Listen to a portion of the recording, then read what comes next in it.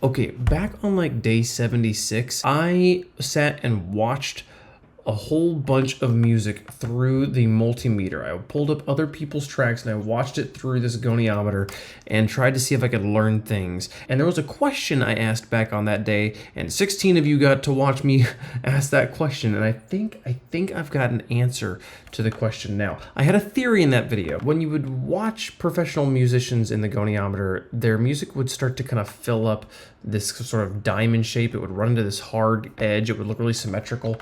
And then you would look at my track, you just wouldn't see it. It would be kind of mishmashy. It would look more like an egg. It really wouldn't have kind of a hard edge. And I also have the theory that what I was seeing there was their music banging against the limiters they had put on their tracks. But I hadn't really actually tested it out until today, when I realized I should make sure my multimeter is the last thing in my stack if I want what the limiter's doing to be reflected in the goniometer. And if I turn the gain like way up on this track and then play it through the goniometer here, we start to make the shape.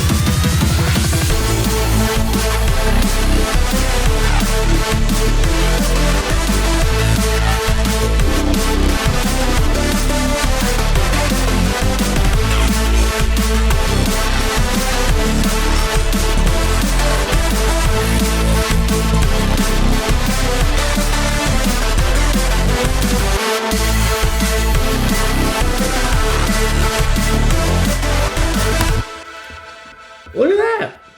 Look at that. It's starting to actually look, it looks a bit symmetrical. There starts to be an edge out here.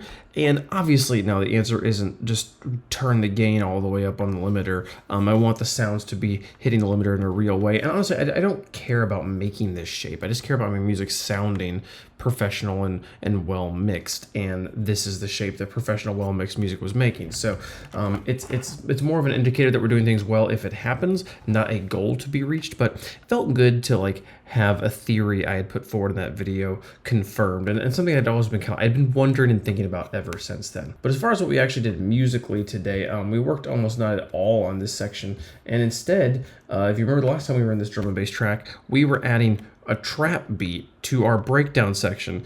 And today I turned off the canned beat we had. This is the beat we kind of grabbed up from Logic and just slapped in there as a placeholder. Today I made my own beat. So here's what this section sounds like right now.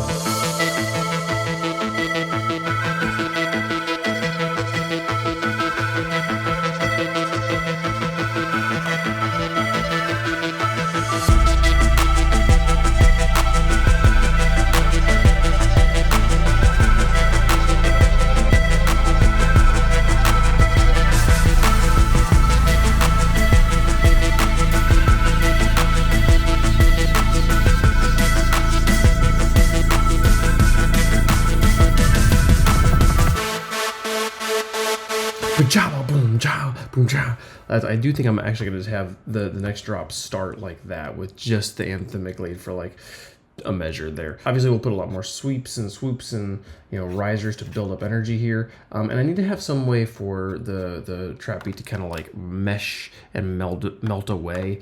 Right now, it kind of is sitting directly on top of the drums here as the drum and bass drums start to come back in. But to walk through quickly what we did here, we just used the drum synth. This is very much like the Apple version of a single instrument sample type thing. They give you a few defaults and then some knobs to turn to change those, and then they've got different classes of instruments. There's not a way to, I don't think there's a way to like import that you can load. So there's something, I think that's probably the settings. There's really not a lot you can customize about this, but its hard kick sound here is, felt pretty good. You also hear a little bit of reverb in there as I put a chroma verb on it so that I can have it fill out a little bit of space, taking some advice from Metric about the way he does drums, especially with the clap here. Clap again, same thing, just coming from the snares and claps, and just kind of played around with these sounds until they sounded good. And these were the drums we grabbed. Did a shaker as well. All these are just from that drum synth package.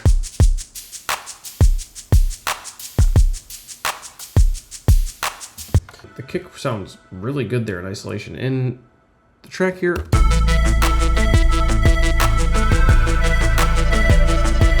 It's definitely getting lost, which is unfortunate because I am shaper boxing out the base as well as this guy up here. Yeah, the base here, the kick are really, I think, really getting along. But yeah, there's still some layer something that is kind